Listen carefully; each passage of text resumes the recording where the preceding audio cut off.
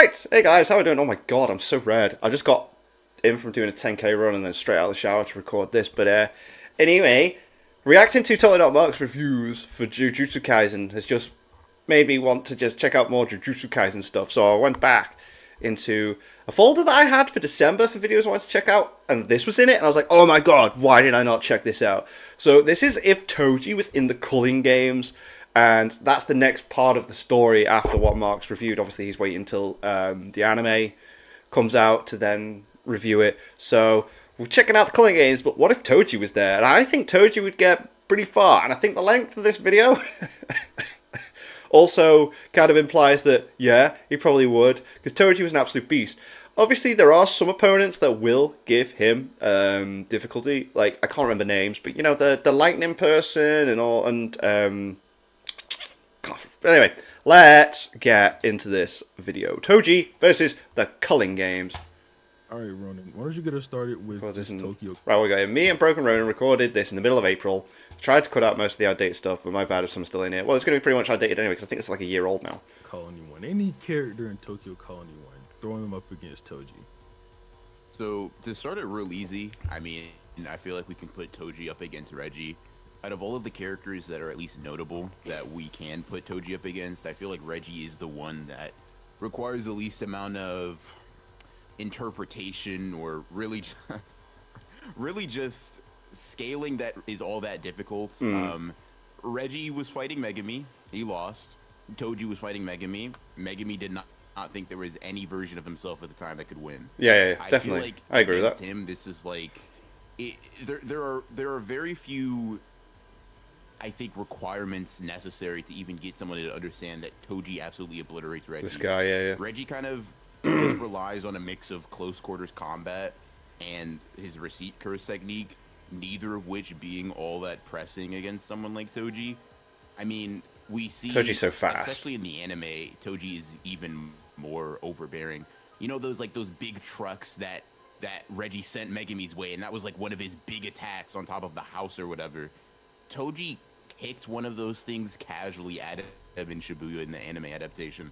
And it's like, when we're looking at the scale of these characters, it's just really embarrassing. Toji's pulling up, he's blitzing him, and then he's just one-shotting him. Easy. No curse tools needed. Nope. No special treatment. Like, there is no version of Toji or any version of Reggie in which I feel like what you need to be talking about is any deeper than that. It is, simply put, the most basic, bare-bones way that this fight will go. Wow. I mean... just like, oh, okay. Oh. I mean, I can't say anything else. Pretty much summed it up. That's right. Defend Reggie, bro. Defend Reggie. I'm not defending Reggie. I won't be the guy to defend Reggie Star. But yeah, I mean, so if Reggie's gonna be, even if Reggie, no curse tools involved. Even if Reggie comes back as a vengeful curse spirit, he's getting packed up again just with curse tools this time. There's really no issue with him. Next, just talk about Higuruma. Higuruma is underrated in my opinion, at least.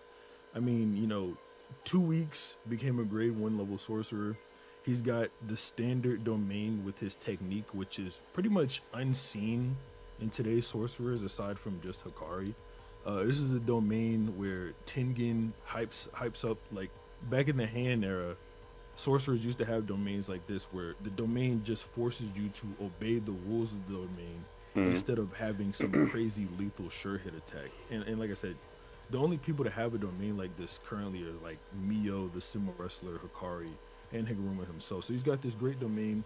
This would be, if it happened on Toji, the second easiest death penalty that he's ever gotten, because Toji is just a horrible guy. Yeah. But sadly to say, it just won't work. Nothing that Higuruma has that actually makes him special and strong will get over on Toji. He's completely immune to domain expansions. Yeah, because of his heavenly restriction. Toji wouldn't even get caught in the domain to start. If he wanted to, he could just shatter it from outside, avoid all these problems altogether. But in the case that he does get caught, right? Like, you can give Higuruma basically every good scenario and it doesn't matter. Say for some reason Toji's heavenly restriction ain't working properly. He is able to be registered by the domain. He is given like the death penalty and confiscation. Oh no, he loses his curse tools. Oh no, Higuruma gets Executioner's Blade. it's just going to be a version of what we saw against Sukuna, where it's just going to be some guy that's like infinitely slower than his target. Yeah, like Toji's so fast, it wouldn't even matter. If he has a blade that can one hit kill him, he still needs to hit him with it. Exactly like with Sukuna. He doesn't manage it. Like, so there's no point if you can't hit the opponent. Really trying to get off this one shot, whereas Toji is just going to be significantly faster. He has precog, and then he also is just in base really, really strong. Higuruma has RCT now, so I guess that's cool. But even the other ability that he picked up, being Domain Amplification, has no utility against someone like Toji. It doesn't matter. It isn't a factor in this case. Even if you give Higuruma all of the things that do make him strong, you do say that the domain works. You do say that he takes away Toji's arsenal. You do say that he does get an Executioner's Blade. I think that he is still facing, to downplay it, a lot of trouble from Toji. Yeah. And that is in the best case scenario, a scenario in which, based on the power system, would never come to pass. Yeah, I mean, Higuruma couldn't even land a hit on Yuji with the gavel. And then Yuji, no cursed energy, by the way. Yuji lands a hit on Higuruma's gut, and he's like almost throwing up from it. You talk about like Yeah, the guy's not cursed strong. energy He's not is physically keeping up with Maki inept, is versus he? Sukuna. Like Sukuna's consistently calling him boring and trash and just pushing him out the way. Never lands a hit on him. It's just like it's no contest throwing Toji up against someone like Higuruma. And a similar thing follows with the next person, regardless of what you might generally think when you think about this matchup. Takaba did do well in his fight with Kenjaku.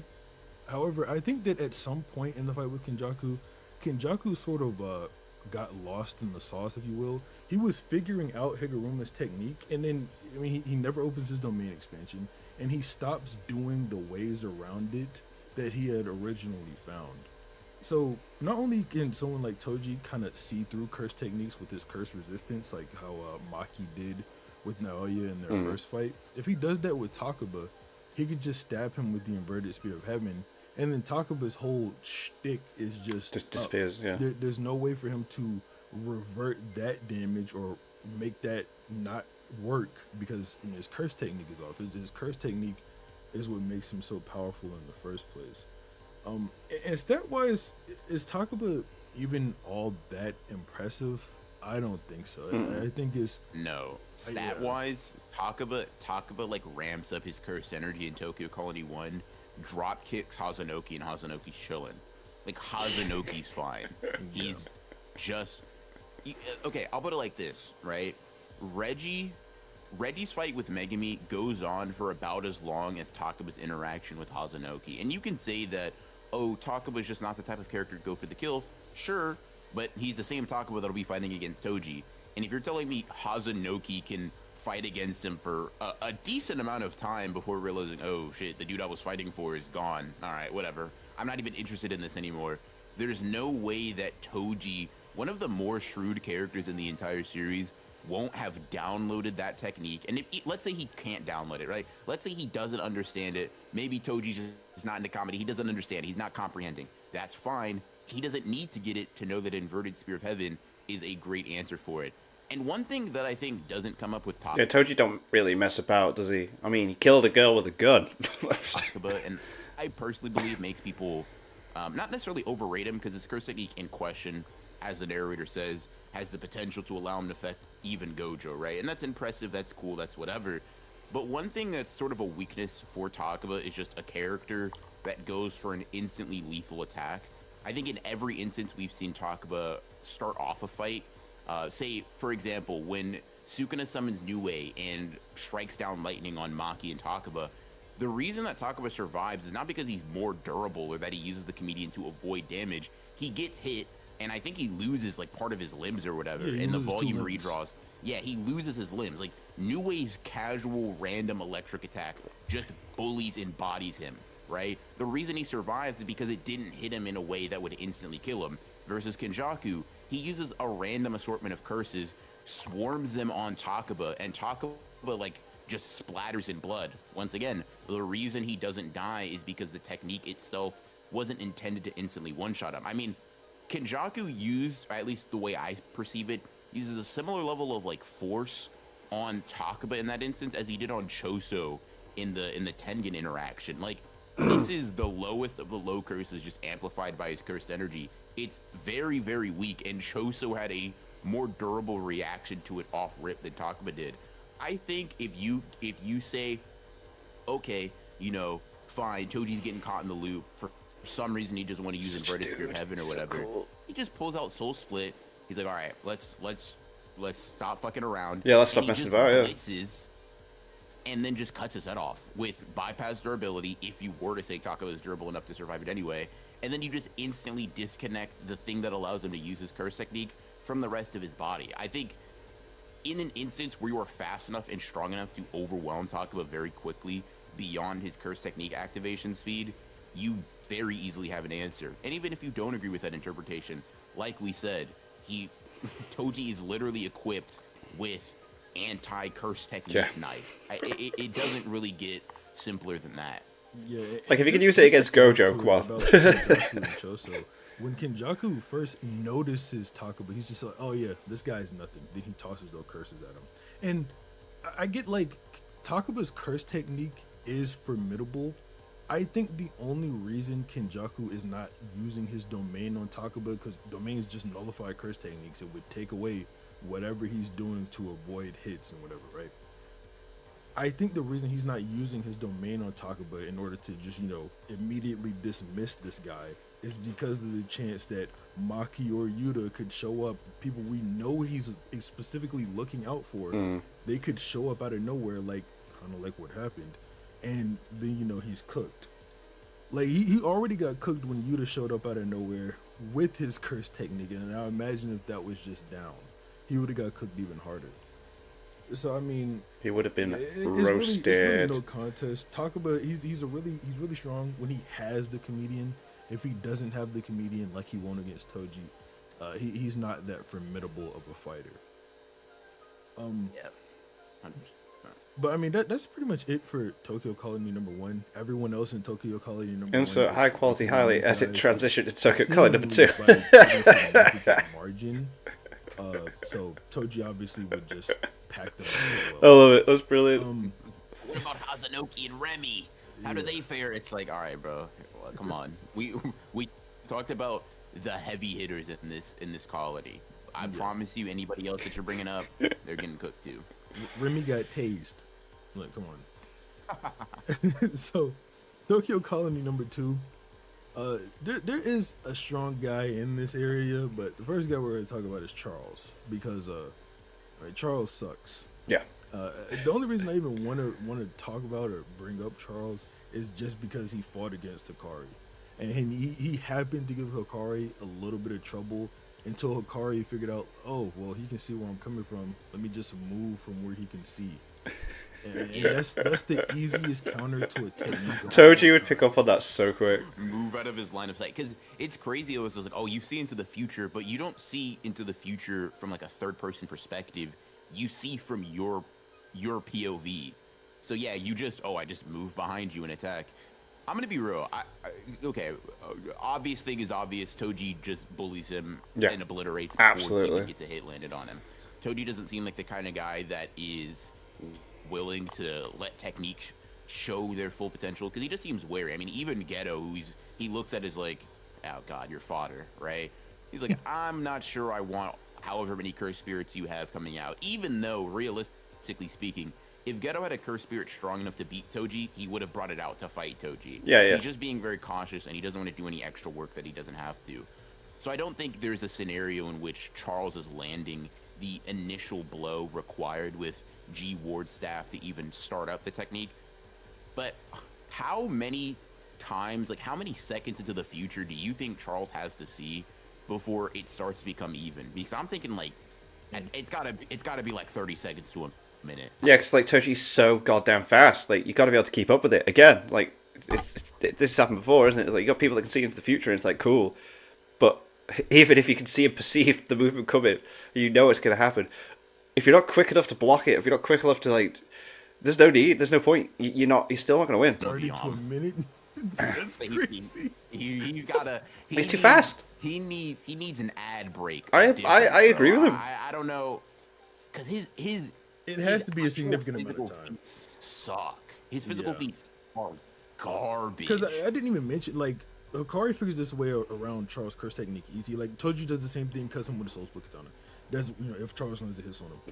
This is base Hikari I'm talking about. This isn't even Hikari. This is Hikari who he hit Yuji 3 times and Yuji just got back up. Like, Yeah. this isn't even Hikari where Yuda's like, oh, he's stronger than me, Cap, by the way. But this is base form Hikari doing this to Charles. Maybe it is 30 seconds to a minute. Maybe This it is is a hands whole in the ad pocket. break. This is hands in the pocket Hikari dodging his pre-technique attacks, by the way. He oh my god, bro. I'm rereading the fight and Charles sucks. He almost gets blitzed That's so funny. by base Hikari with Oh, the that's 1 second in the brilliant. future. He's looking at Hikari's speed, he's like, oh my god, he's fast. And it's like, dude, base Hikari? Are you serious? There's no way. Toji's How are so you getting much faster than perception that. blitz with a second of future sight by base Hikari? Then he gets 2 seconds in the future and he's like, oh my god, and he can't stop the domain expansion. Yeah. Yeah, bro. Oh yeah, Just Toji's got him. go and take those 30 seconds into Easy. the future, man. And yeah, and the funny thing is I think because Toji is so durable, there isn't a scenario in which even if he's fast enough to react and start using attacks in advance, there's just a point in which Toji just like, all right, I'll just get hit by whatever you're doing, grab onto you, and then just take your head off. Because Just like he'll Kenpachi it. You know, in Bleach when Kenpachi's stuck in the dark, he has no idea where his opponent is. Wait for him to stab him. And he's like, right, okay, I know where you are. It's just literally that. it's really not that deep. It's really not that serious. Yeah, Toji absolutely obliterates. Easy. Charles has a technique that would be really good for anybody with any level of good physicals, because hands in the pocket Hikari dodging a majority of your attacks, holy, well, yeah, no. Yeah, To- like yeah, this that's bad. technique. This technique is one that needed to be given to Yuta. Because what is Charles doing with this one? Now, on to not. people who are actually worth talking about. Let's go. Kashimo. Kashimo. Okay, let's get one thing established. Kashimo's not using his curse technique. We're throwing Toji into the Culling Games. Here we go. In the Culling Games, Kashimo is not using his curse technique unless he fights Sukuna. Now, I think that it's it's a little bit unfair, but at the same time, that's just what he would do in character, right? He'd Now, rather die than use it in another, like, because Or anyone Hikari's else. willing to kill him, or he thinks he is. He's just like, all right, bro, I'm not using my technique. Even if he wanted to, he didn't have the curse energy for it. But I'm not using my technique. Go ahead and just kill me, bro. It's not that deep. Appreciate you. Nice fight. I'll see you in the afterlife. So it's not. It wouldn't even come down to, oh, this guy's so strong, I have to use it. He will not. He just won't. yeah, he would literally rather blow up and expend all his cursed energy than use his curse technique on technique, someone else. So, actually, yeah, no, I take it back. It is fair. It is fair to say. So now, Kashimo, he's strong, but I think something that a lot of people overlook about Kashimo is that Hikari was holding back on him a lot in their fight. So it's a bit towards the end of the second round where Hikari's like, you know what, I'm gonna start cutting loose. I'm gonna go hard on this guy. And the minute he does that, he just lands 3 punches on Kashimo. 1 to the face, 2 to the chest. Kashimo tries to come in for another attack. Hikari parries. Like, when Hikari starts going all out on Kashimo, Kashimo never lands another hit on Hikari. When Not Hikari gets until- serious, not boom. until he gets the return stroke of his lightning from his rod that's across the field, and he hits Hikari whenever the round ends. Now, it's important to bring something like that up because Kashimo's whole plan in the fight, where he's throwing off these big attacks and big techniques with his lightning bolt. So Hikari didn't know that Kashimo can't just do that. Like, there's a little bit of a charge before he can throw something like that off. Someone like Toji, who in character, like Ronan mentioned earlier, he doesn't like to go through a lot of trouble to do things. I mean, like, look at hidden inventory. He's wearing Gojo down the entire time before he fights him because he doesn't even know if he can beat him or not. And then whenever he fights Geto, obviously, he didn't want to get rid of he didn't want to kill him because he didn't want his curses to come out. And then whenever he's fighting Gojo the second time, he even thinks to himself in his head, he's like, why did I take this fight again? Like, it's more in character for me to have just run away because I'm not getting paid for this. He like took the fight for pride or whatever. So it's pretty consistent. Toji doesn't like trouble.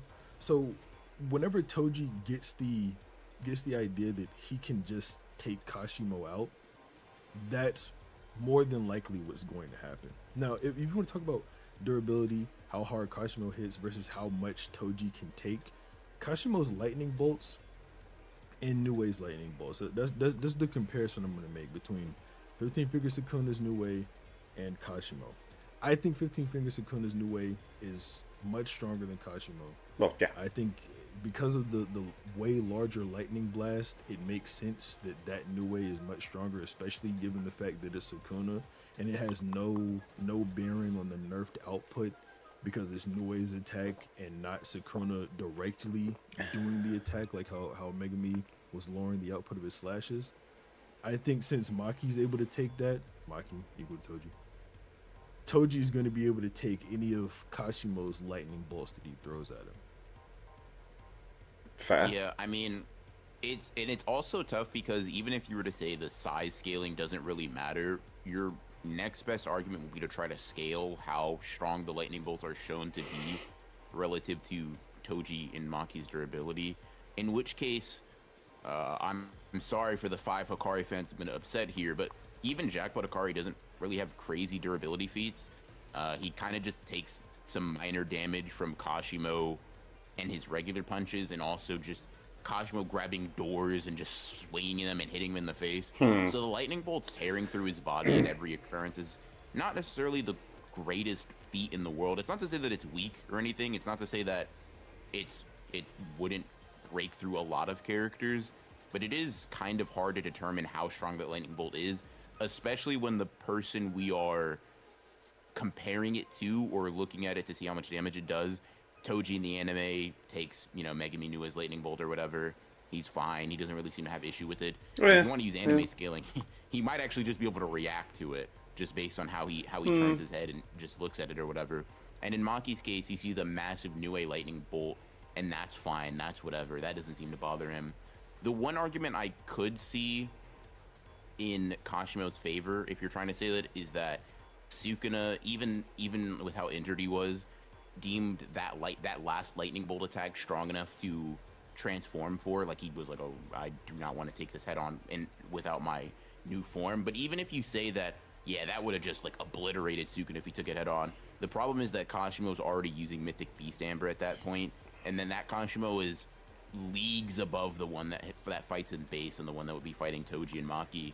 So Kashimo kind of also fights on turf that they like to fight on. He uses his staff. He mixes it in with some electricity or whatever, but like we said, it takes like 4 to 6 punches or interactions to land that. And I'm also just going to be real. Kashimo just happened to fight somebody that did not have very great attack potency. Like Six said, towards the end of the fight, he lands like a ton of punches on him or whatever.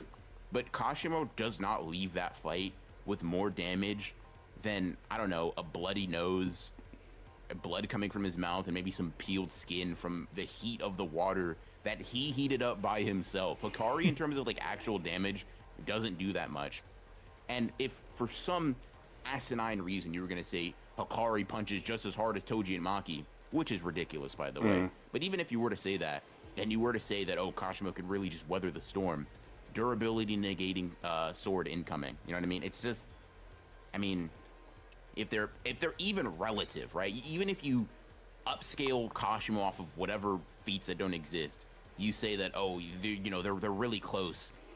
It's just, it doesn't take much. It takes one wrong move. It takes one wild slash that removes an arm, that removes a leg, that removes his head. I mean, Toji has the answer to characters like Kashimo that want to get up close. And you'll see this when we talk about Sendai characters too, but like, there is a certain way of fighting that is just not conducive to going up against a heavenly restriction like Toji or Maki, especially when they're wielding anti-durability sword. It's just, it's really not good for him. It's really not good for him. Maybe you could have a different discussion if he was using his curse technique, but like we said time and time again, there is not a scenario unless Toji changed his legal name to Sukuna and pulled the wool over Kashima's eyes because he doesn't know what Sukuna looks like. It's not happening. Yeah, because of Kashima the curse would technique. rather Yeah, die yeah. than use his curse technique, and in this instance, that is exactly what would happen. Yeah. So that's all I had to say. I mean, Kashimo, I just think he's getting cooked. Like Ronan said, I mean, if he had his curse technique, yeah, you could have a different discussion. Maybe he did actually force Sukuna into his higher form, but I don't think so. I think he's getting cooked. So we can move on to Sendai Colony now. Druve, Druve, Truth. Druve. He's allegedly strong because Druve conquered all of Japan one time, One time. but then Just casually. Yuta just cuts him in half. Like, how strong was Druve really? Like, if Yuta can cut him in half with a non-durability negating sword, Ooh. Yeah. and with the largest cursed energy amount in the verse aside from Sukuna, can Toji not just walk over there And just do the you same. know, cut him in half? Yeah. Listen, I bro, don't know. Druve conquered Japan when his competition was like dinosaurs or something, bro. Like, bro was not moving in any. There were no other strong sorcerers. Like we saw. Okay, I'm gonna say something maybe slightly crazy, right? Druve gets by on his curse technique being like particularly useful against someone like Kurushi, right? But I would go so far as to say, based on what we saw, Kurushi gave base Yuta more trouble than Druve did. Now, maybe you could say that base Rika was helping, but I'm just gonna be honest. I didn't see Rika in the frame where he cut through Druve at all. No. And he cut through Druve like Really you easy. cutting through butter. It wasn't Yeah, this dead easy. hard-fought battle that he just got finished doing. He walks into the Culling Games, and it has to be quick enough to where Uro and Ishigori didn't notice Yuta before. He comes in, he cuts them down, the Shikigami disappear, and Uro and Ishigori are like, what the hell? What happened? Whereas when Yuta starts fighting Kurushi, they're commenting on it the whole way through because the fight is lasting long enough to actually have commentary. Yuta finished Druve off so fast that his immense cursed energy didn't even really register with them before. Yeah, Druve's getting cooked. I don't care what a Shikigami do, bruh. It doesn't matter because one, they constitute their own domain. That might not even work on Toji. If we're just calling a spade, like it just might not work. If it works in the way other domains do, it might not work. Let's say it does. I promise you, if Yuta was able to handle it without much damage, Toji is. so is Toji. Yeah. He's walking through, he's cutting him up, and he's just moving along. Kurushi time. It's not close. But It's see, not the thing close in the is, slightest. like even if you don't think Yuta and Toji are similar in physicals, which come on now, but even if you don't, Yuta handled it without much difficulty, without being amped up. Like he said, they don't notice his huge cursed energy pool until a little bit later on. So, what makes you think that Druve would do anything To Toji. significant to Toji? Nothing. I'm ranting like there's Druve fans. Yeah. No, there are no Drew shooters. Drew We fans. are really like. Sorry we offended going you. back for- So funny. Yeah, Jesus. Yeah, Drew gets cooked. Sorry, all the fans of Drew are bad. All right, yeah. So, Kurushi, okay. Kurushi, his festering life sword. That's actually a pretty good curse tool. The fact that it seemingly, I don't want to say it bypasses durability, but it's strong enough that it could barrel curses even into Yuta. I think that's pretty impressive. If that happens to Toji, I don't It's know over. I don't know if Heavenly Restriction Healing is getting past that. You know? Okay, put it like this, right? Maybe if you're not convinced, Yuta also is the guy that before this got hit with thin ice missile or whatever, and he kind of just like, okay, whatever. He also blocks Granite Blast with his hand I think multiple times in Sendai Colony. Yep. But this, without any resistance, he gets caught, and boom, they've just embedded themselves in his shoulder, and then he gets hit. He just hit with the combo. It actually, if Yuta did not have RCT, it would have gotten scary for him, because that is not the kind of ability you can really heal from. Ishigori's looking at him like, yeah, it's over. Uro's like, yeah, it's over. And Uro, I think, probably has RCT. I think they hypothesize that she does. Even she looked at it as like, yeah, no, I mean, there are insects in your stomach. Yeah, you're cooked. It's a little bit like iffy if Uro actually has RCT, because Ryu's like, well, if she does have it, healing an arm is a hell of a feat. So we don't really know, because I mean, right after that, she just gets dismissed. So we don't really know, but For sure. like Kuroshi, Regardless, yeah. Kuroshi forces Yuta to use RCT in the first place, which he didn't want to do. And then aside from that, he did it when Yuta like clashed swords with him. So the Festering Life Sword, it doesn't even have to land a hit on you in order to do that. Now, if he clashes swords with Toji, obviously the Soul Split Katana is gonna cut it in half like butter. But yeah, it doesn't even need to land a hit on you in order to burrow the bugs in. So yeah, I'm imagining Toji should just like go through, because if he sends out the giant swarms of cockroaches, Toji's gonna have to just avoid. He doesn't have any gigantic cursed energy waves like Yuta does. He's just gonna have to avoid. And then as soon as he sees, oh, this is the thing that's causing it, he's gonna have to just go for Kuroshi and just take try it to out. cut him down as fast as possible. The big thing too, though, is that the only reason Yuta gets put in that position is because when he slices, I think Kuroshi's earthen insects or whatever, they blow up in his face, and obviously he's less visibility. His reaction times are slower. He's in situations that he wouldn't normally be in. Blah blah blah. That just doesn't matter for Toji. It's just like, oh, I can't see. Whatever will I do? I'll just use my precog or whatever. So I mean, he might not even get in a position like that to where, okay, let's say that stuff does blow up in his face. Literally, he can't see. Kuroshi's still not getting the jump on him. Toji's about to start. Listen, bro, he's about to start tap dancing on the air in order to avoid Kuroshi's insects or whatever. Because that's another big thing that doesn't really get brought up. I think mainly because Toji doesn't use it all that much in his fights. But the maneuverability that he has is kind of ridiculous. He just doesn't have to deal with the insects in general. Unlike Yuta, who was pretty bent on keeping the civilians safe, Toji does not care. No, not at all. Yeah. Let's be real. Oh no, everybody's gonna be in danger. Yeah, Toji's jumping over that, running to Kuroshi. Yeah, cooking. does not It's give a crap. even- Yeah, fairly valid. It might just be over from that first slash that Yuta gets, because Yuta pretty much blitzes him a couple of times to where he's like, he cuts him up, he slams him under the bridge, and then goes and stabs him or whatever.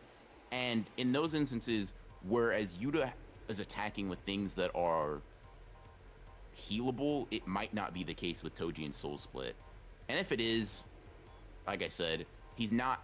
I just don't see a future in which Toji is going to be that lackadaisical. Yuta's specifically attempting to hold back. He's specifically attempting to, not show his true cards, which might be... Yeah, if Toji's going all in. Judgment, but just affecting how he fights in general, right? Yuta has his own one-shot ability, and when that is on the table, when Kuroshi shows back up, there is no hesitation in handling it. It's in Toji's case, even if you look at him as just a Yuta, but with a blade that one-shots Kuroshi, it's just a simple matter, as far as I'm concerned, at least. Yeah. So, again, going real hard like there's Kuroshi fans. but moving on to the people who actually, people care about. Hey! Ryu and Uro. There we go. Now, a lot of people, because I'm so glad you brought it up earlier. I was going to bring it up here, but a lot of people are like, Toji can't get to Uro to, turn the curse technique off or whatever. Toji can literally airwalk. Yeah, walk on the air. Air step. Like he can use the air as a foothold to get up to Uro and do whatever he needs to do.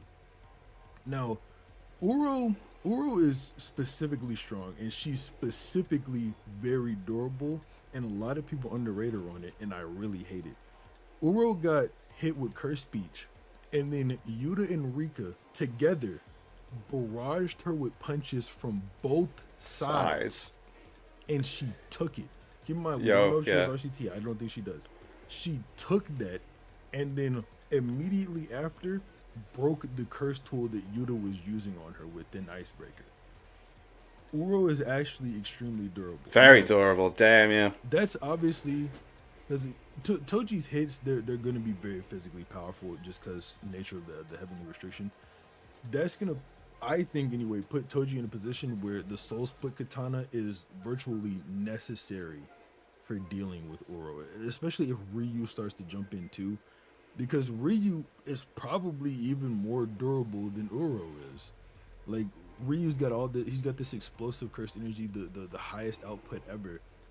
So I don't think it's too far fetched to say, yeah, he is more durable than Oro. So like this puts Toji in a position where the Soul Split Katana, rather than being like, oh, if he wants to, he can. This puts him in a position where the Soul Split Katana is needed to deal with these opponents virtually, or at least get them dealt with in an efficient amount of time. So Yeah, otherwise he's just going to be punching him over and over, just wearing him down in a way that, once again, is very not Toji-like. yeah, so like Toji, this the way I'm imagining, Toji airwalks up to Oro or whatever. If she happens to come up behind him after he deals with Kurushi, he airwalks over to Oro. He's going to have to find a way because she can obviously parry strikes, whatnot, with her sky manipulation. I don't think because Inverted Spirit Heaven, it should turn off a curse technique before it actually hits the person because it turned off. It had to actually reach Gojo. Yeah, that's true, yeah. I don't think she'll be able to parry a strike that's coming at her with the Inverted Spear of Heaven. Now, someone who not only can see through curse techniques like Toji can because of his, his curse resistance and whatnot, but can see different movements in the atmosphere and actually like perceive the atmosphere and changes, should be able to notice that's what she's doing. And even if he doesn't, Oro literally just yapped to Yuta what her curse technique is in order to get the benefit that you get whenever the disclosure amp, whatever you want to call it. So Toji should be able to handle Oro that way, just using the Inverted Spear of Heaven and then like a combination of Soul Split Katana. What really makes the matchup interesting, just like Sendai Colony, is if Ryu jumps into the mix, how does he deal with both? Like, I don't imagine a Granite Blast would just immediately incapacitate Toji, but if he's turning off Oro's curse technique, what's to stop Ryu from just blasting her? Because that's why he wasn't doing it in the first place, right? So, I mean the big thing to me is just that the Granite Blast is pretty reactable. Yuta does it. I'll say this, right? Yuta, the first time I think he gets hit directly with a Granite Blast, I mean, Yuta just kind of survives it. He is using RCT, but he doesn't have Jackpot Hikari, Gojo, or Sukuna levels of RCT, right? If he got his whole body incinerated, we probably would have gotten some indication that the damage was super duper extensive, but it wasn't really. Not to say he took no damage, he didn't no-sell it or tank it completely, but Yuta was more fine than he wasn't. And then Ishigori actually mentions like, oh shit, he actually palmed my Granite Blast with his bare hands. And obviously Yuta, very tanky, very durable guy. I would say that Toji and Maki also can definitely lay claim to being very tanky, very durable. Oh, yeah. So I don't think one or two Granite Blasts are taking them out the game for sure. Sukuna also seems to think pretty highly of Maki's durability. She comes back from a Black Flash, gets hit with another one, a cleave, multiple slashes, blah, blah, blah. Like, Toji and Maki, on attacks that aren't just obliterating them instantly or, like, removing limbs or basically a purple, I think they're going to be more fine than not. In the case of that, it's just about closing distance or taking advantage of, how should I put this? Taking advantage of any gaps that show. Because I honestly think one thing that would be really interesting to actually see is how does Toji's prior experience of fighting people that manipulate space, i.e. Gojo and the Limitless, how that interacts with how he perceives Uro. Because, going from person that can't be touched to oh yeah, she counters me, but that's about it. She counters by like folding space and stuff like that. I honestly don't think Toji would be all that confused. We see he deals with blue pretty easily. Toji is very adaptable. I like that he just like he can just kind of like see something and be like, right, okay, that's how that works. Let's get around it. And, yeah. The anime makes it even more clear where he's just like, oh, I'm getting dragged over here, getting dragged over there. That's fine. I'll just move faster than what you can perceive. I don't know if you necessarily disagree. I'm not saying Toji's perception blitzing Uro per se, but I will say airwalking plus his level of speed probably isn't making it easy for Uro. Where Ishigori comes in, I see that being an issue, but I also don't know if I think that he's getting hit by too many. If he pulls a Yuta and he just basically runs up on him same way, do you think he handles him? Because I basically look at Ishigori as just Kashimo, but with higher output, specifically with Granite Blast as well. I feel that. I don't think it's that good. He gets up close, and in the encounter in which Yuta and him like slam backs, yeah, Ishigori might be cooked. Or Toji might like, nah, bro. He might say some. He might say some. Nah, I don't like touching guys, bro. Like Toji just gives me the vibe of somebody that would say something like that. Cut him up and keep it pushing. Inverted Spear of Heaven wouldn't have much usefulness here because Ishigori's Granite Blasts are just as strong without Curse Technique activation. We get a statement about that, which is, I'm not gonna lie, one of the weirdest things Gigi's put up there. Like, it was just like a really weird thing to note. But whatever, right? Soul Split is gonna be the big thing. Also, I just didn't mention it because you were talking, but another thing is the Chain of 1,000 Miles plus Inverted Spear combo is an extra thing that could help when fighting against Uro. Even if he couldn't jump on air, I think that would also be nice to just be able to use that. He was pretty confident in using that against Gojo. Gojo, yeah. Before he noticed that Hollow Purple was a thing, he was like, all right, cool. I'll just, I can use this from far, and I can also bring it back quick enough to protect me from any damage. I think that is also a weapon combo that, just due to the nature of Gojo using purple, he doesn't get to show off all that much, but it would definitely help out. Yeah. I mean, Ryu, like, I kind of do view Ryu kind of the same way, like Kashimo, but with higher durability. I'm a little bit more impressed with Ryu just because I think Ryu is fighting a stronger battle than what Kashimo was fighting, not including Sukuna, just, against Hikari. But the thing about Ryu with, him having that crazy durability, the Soul Split just sort of takes care of that. Like, Ryu has this crazy durability, but Yuta didn't have his sword when he fought Ryu. His sword got handled whenever he was fighting with Kururushi, and I think that Yuta's sword would have made a giant difference in the fight. I mean, it's just more AP that he could have versus Ryu, and I mean this sword specifically. I mean, why wouldn't it be a gigantic help against someone like him? And this is also a fight where like domain expansion is the wrong move. Like, this isn't what you should do when you're up and they against wouldn't know like that. Toji. They would have no idea because even if they're like, oh, he has no cursed energy, this is weird. Now you knew that Maki had no cursed energy, idolized Toji, and still had no idea that opening a domain would lead to basically Maki not being caught within it and also being able to ignore the sure hit. Yeah. So there's no reason to believe that That would be the same for Toji. average sorcerer knows about how they interact with domains. Because let's be real, how many times do you really think Ishigori and Uro have ever encountered someone like Toji and Maki? My guess, Never. none. Yeah, So they're never. like opening a domain, they're expending all of that curse energy. Oh my god, bro, we gotta. Toji's too quick. He's moving too much. We need that sure hit, that and then it's damn- just not That happening. damn soul split. First of all, if they've seen it, gotten hit by it, and didn't die, that's crazy. But let's say they did, right? Whatever. It's a glancing blow. They open the domains. Uro's technique's now burned out. Toji's taking advantage. Easy. And then Ishigori, sure, his technique isn't lessened, but he just expanded a domain and lowered his cursed energy reserve significantly. He's going into that fight a different Ishigori, with no upside, by the way, a different Ishigori than when he came out. And, like, even Kurushi joining back, I mean, that's just a non-factor. He comes back to get killed again. Who cares?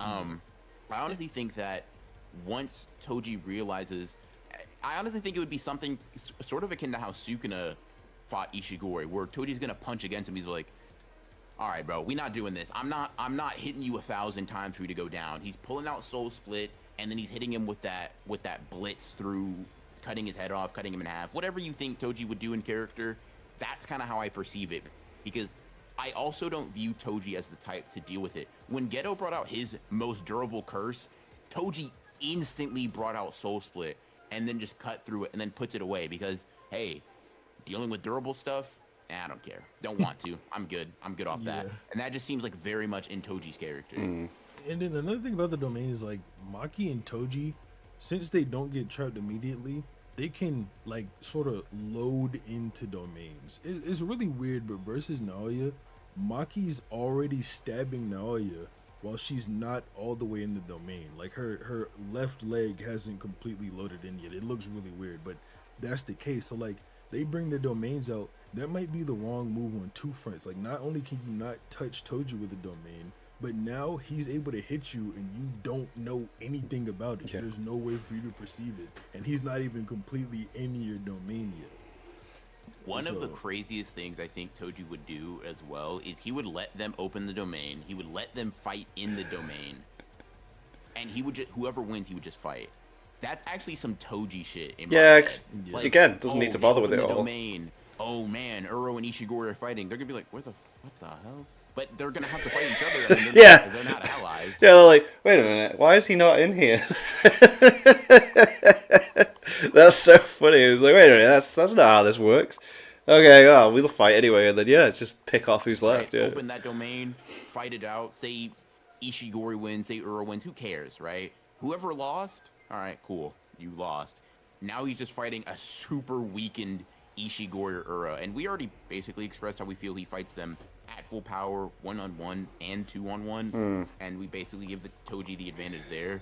Imagine just Toji just sitting back like, all right, bro, I'll wake me up when the domain shuts down. I'll clock back in then. Or something. There's just so many options for Toji in a scenario like this, in which it just does not end well for either of them. It doesn't end well for Sendai Colony in general. Yeah, so I mean that's pretty much it. Like Tokyo Colony number 1, Tokyo Colony number 2, Sendai Colony. Like we could go over Sakurajima, but Maki was already there. Toji. Let's be real, bro. Naoya is getting. I mean, he's a curse at this point, but he's still somehow getting on his hands and knees, bro. He's just he's just not. My glorious king Toji. It's not happening, bro. And even if he does decide to fight him, he's not evolving. Yeah, like, he's never getting past worm stage. Yeah, and Toji wouldn't allow that anyway. Like, there you go. It's just really bad. You know what's so crazy? That point where Maki looks up at Naoya and's like, oh, he would have reached him. Yeah, that's what we would literally see. Naoya jumps up there to get away, and then Toji's like, I don't know why you thought that was going to work. But it doesn't, it won't. And there's just not any colonies that we've seen in which I think that Toji would have any issue. I'm not even sure if there are any players in general, like that are not on the good guy squad, that would even warrant too much conversation in general. Not even. I mean, we've been talking for like 40 minutes, so obviously some of them warrant conversation. But I more mean that you can make a very serious case beat Toji more often than they don't. Yeah. The only other like important heavy hitting guy in there is like Kenjaku, but then with Kenjaku he can like sneak up on him. Like Yuda's like, well, Maki could have did what I did. Exactly. I just wanted to kill him myself. You could also say like maybe Yorozu, although she wasn't really in any particular colony where she fought, but hot take, I don't think Yorozu's giving Toji all that much trouble either. Yeah.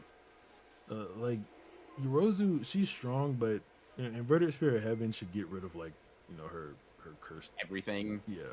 Sphere is whatever, because without the sure hit imbued on it, it's just gonna be kind of alright, another attack to dodge, I guess. And her baser ability just sucks, so.